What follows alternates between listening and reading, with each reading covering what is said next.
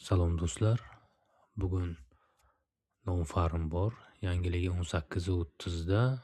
Hozir vaqt 16:54. Farmda qanday savdo qilishimni ko'rsataman va uni to'g'ri deb bilaman. Xo'p, keling mana buni tozalaylik. Bizda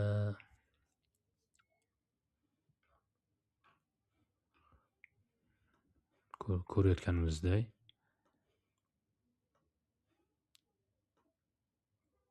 trend tushdi, o'sdi, yana tushmoqda. Eslatib o'taman, menda hammasi oddiy, sodda usulda. Xo'p, trend tushmoqda. Bizni vazifamiz trend bo'ylab savdo qilish. Bu yagona, balkim yagona emas, lekin eng to'g'ri yo'l. Trendga qarshi savdo qiladiganlar ham bor, lekin bilmadim ular barqaror daromad topadimi yo'qmi, lekin trend bilan daromad qiladiganlarni, mashhur treyderlarni bilaman. Ular katta tajriba va katta boylikka ega bo'lgan va ular trend bo'ylab savdo qilishni maslahat beradi. Shuning uchun bizda ko'rayotganimizdek tushuvchi trend va biz sellda ishlaymiz. Hozircha, ya'ni agar yangilik paytida mana shu holat selligini saqlab tursa, biz yangilikdan keyin sotamiz. Bu misolda dollar, masalan, dollar juftliklari sotiladi. Ya'ni dollar oldinda bo'lgan paralar USD yena, USD CAD, USD frank shular sotiladi. Teskari paralar sotib olinadi. Lekin Farm yangiligi deganimda man barcha yangiliklardan keyin bitimga kiraman. Agar kirish nuqtasi bo'lsa albatta. Aks holda kirmayman. Yangilik paytida hech kimga maslahat bermayman savdo qilishni, chunki man bilmayman yangilikda stabil, ya'ni barqaror daromad topib kelayotgan odamlarni. O'ynashish mumkin. Masalan, sizda ortiqcha pulingiz bo'lsa, shunchaki stavka qo'yish mumkin. Lekin unda katta kapital bilan risk qilish, balkim katta kapitalingiz bo'lsa ham ozgina, ya'ni 0,5%, shunday yarimmi, endi bilmadim, juda kam foizni ochsangiz bo'ladi. Lekin u ishonchli bo'lmaydi. Xavf juda baland, siz tomonga ishlash ehtimoli juda past. Ko'p hollarda shunday bo'ladi. Ba'zi yutish paytlari bo'ladi, ba'zida plyusga yuradi, lekin asosiy oxirida baribir ko'p hollarda minus ko'p kiradi. Bizda hozircha sell. Agar instrument bu yerni buzib, bu diapazonni buzib tepaga yopilmasa, ya'ni tassig'i olib yopilmasa, mana shunday bo'lmasa, trend hali sotishda, tushuvchi trend. Agar mana shu holat kuzatilsa, demak biz burildik degani. Albatta bu yangilikdan keyin bilinadi.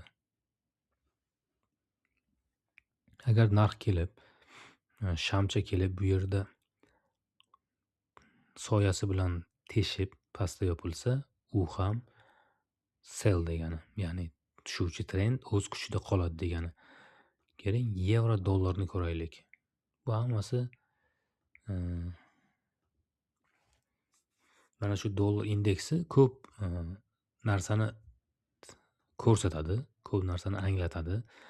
Mana shu bilan butun bozorni emas, dollar valyutasi bo'lgan paralarni analiz qilish mumkin, tahlil qilish mumkin. Qaysi tomonga ketishi mumkin va qaysi tomonga ketadi degan savolga, yuqori ehtimol bilan.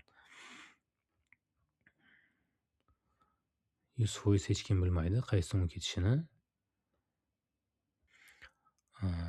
Asosiy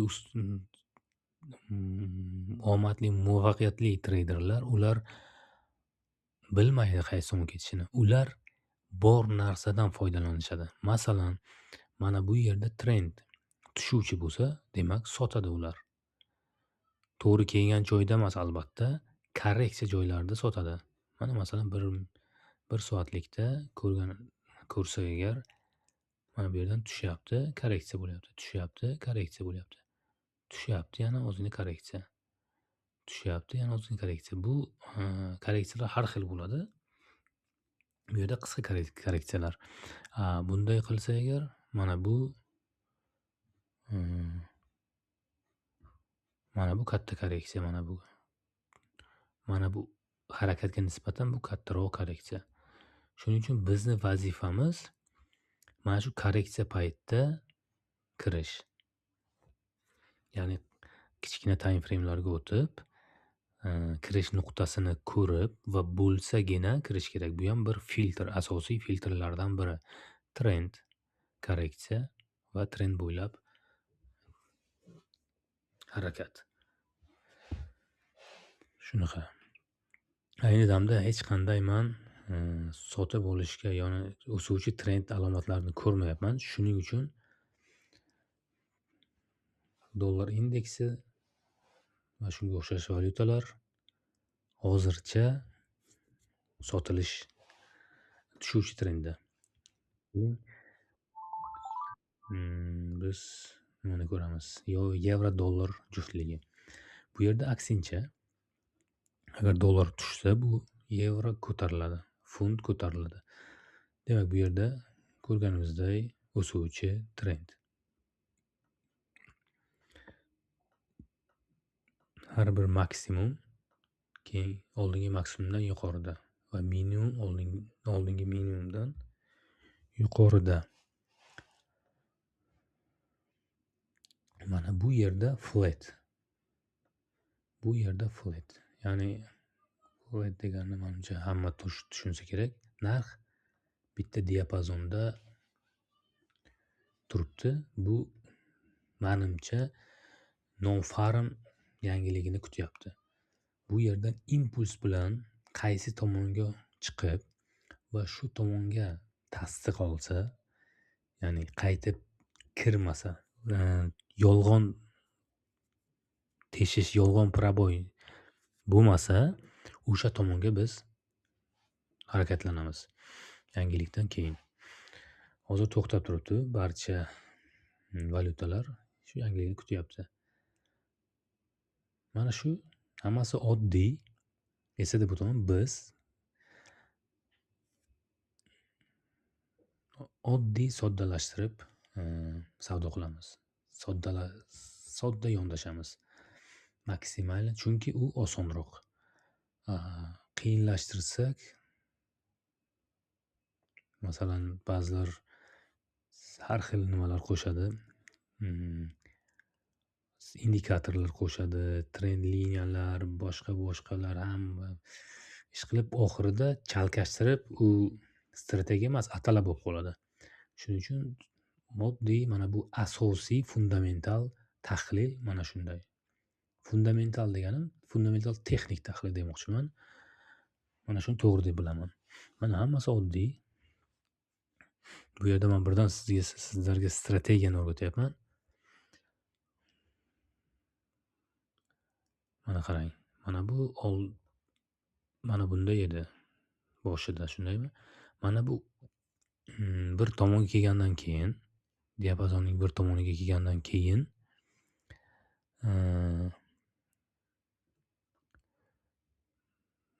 bu tomonga, ya'ni bayga bu yerda signal bo'lgan kichkina time frameda va bizga daromad bergan keyingi time framgacha. Keyingi time framgacha deyapman. Keyingi bu diapazonning keyingi tomonigacha, qarama-qarash tomonigacha. Mana bu diapazonni buzib tepaga yopilmaganligimiz uchun biz buni flat deb hisoblaymiz. Agar pastda yopilsak va pastda tasdiqlansak, zakreplение olsak, biz pastga burilamiz. Ya'ni pastga qisqa muddat, ayni damda trend tushuvchi trend bo'ladi. Bizning vazifamiz qayerga borishini topish emas. Buni topolmaymiz, hech kim topolmaydi. Chunki nimaga bunday deyapman? Agar mana bu yerdan masalan biz bilganimizdek tepaga ketishini, bu narx hozir shunday ko'rinyapti. Lekin bu yerga kelganda mana bu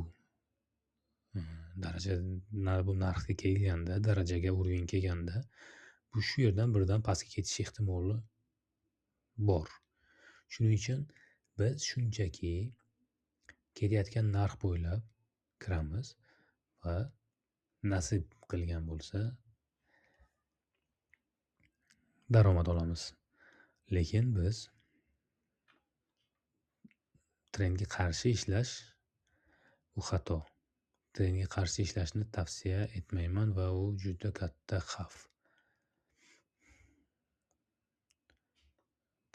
Vaqtinchalik kichkina daromadchalar sizni aldashi mumkin, lekin o'ylab qarasangiz, shunchaki oddiy o'ylasangiz, bu uzoq muddatda to'kis sliv. Asosan sliv. Balki ba'zilar ishlashi mumkin, lekin bizga oddiy trading ma'qul. Oddiy, sodda va daromadli trading ma'qul. Qulay, asablar tinch. Chunki men bu nimalardan, bu paytlardan o'tganman, o'zim boshimdan o'tkazganman. Shuning uchun maslahatim oddiylashtiramiz hammasini.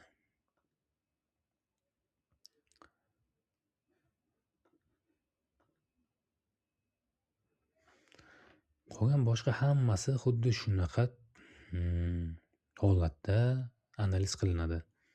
Hammasi oddiy. Hech qanday qiyinchiligi yo'q aslida. Faqat biz qiyinlashtiramiz, do'stlar. Mana bu yerda flat bor edi. Nimaga flat? Chunki mana bu joyni pastki nimani buzib yopilmadi pastga. Xuddi mana bundek, mana bu masalan ko'rganimizdek, mana bu flat bo'lgan, pastda yopilgan, tasdiq bo'lgan. Keyin mana keyingisi mana bu ham pastda yopilgan.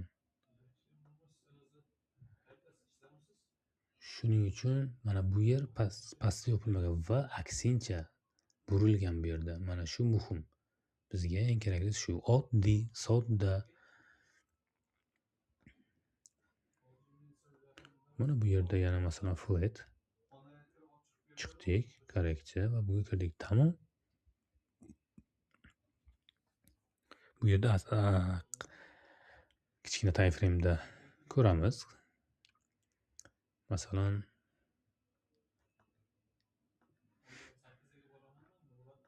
mana bu yerda chiqdik, korreksiya oldik. Mana bu yerga kelganda retestga bayga zilka ochamiz. O'zi ma'lum, bay limit qo'ysak ham bo'ladi, lekin stop loss qayerda bo'ladi deganda mana bu minimumning pastrog'ida bo'lishi kerak. Chunki narx tushib stop lossni olib tepaga ketish ehtimoli bor. Shuning uchun sal pastroqqa qo'yamiz. Bu xavfsizroq bo'ladi. Ishlaydi, stop lossni uradi, lekin kamdan kam hollarda. Mana bu yerga qo'ygandan ko'ra bu ancha kamdan kam hollarda, 90% hollarda ishlaydi stop loss. Asosan tegmaydi stop lossga. Shunaqa gaplar. Ayni damda hozir bizda o'suvchi trend, bu ham o'suvchi. Funt dollar ham o'suvchi. Bu yer ko'rayotganimizdek korreksiya qildi va o'sib boryapti. Hozir bizda oxirgi mana bunaqa diapazon bor. Diapazon bu degani oxirgi maksimum уровень, pastki уровень. Mana shu ikkita уровень oxirgi bizga eng aktual, kerakli уровень hozirgi damda. Buni katta time frame'da yana bu yerda уровеньlar ko'p albatta. Mana bu yerda уровень bor. Oddiy hammasi maksimumlarni уровень qil deb olsa bo'ladi, chunki bu yerdan narx reaksiya olish ehtimoli katta. Ba'zida yashirin уровеньlar bo'ladi qandaydir. Mana bu masalan zerkalniy, ya'ni zerkalniy, oynali, tarjima qilganda oynali уровень deyiladimi? Mana bu mana ko'rganimizdek tushyapti, tasdiq qilyapti, pastga ketyapti.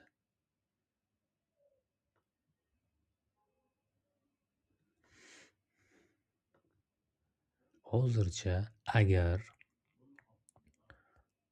mana bu svecha ichkarida yopilsa, bizning keyingi nuqtamiz bo'ladi, keyin take profit bo'ladi, bu yerda crash bo'ladi va sell bo'ladi. Mana bu keyingi nimagacha? Diapazonning keyingi tomonigacha, qarama-qarshi tomonigacha. Agar buni buzib biz tasdiq olib, ya'ni haqiqiy buzsak, istini proboy qilsak, biz pastga mana bu katta trend bo'ylab ketamiz. Bu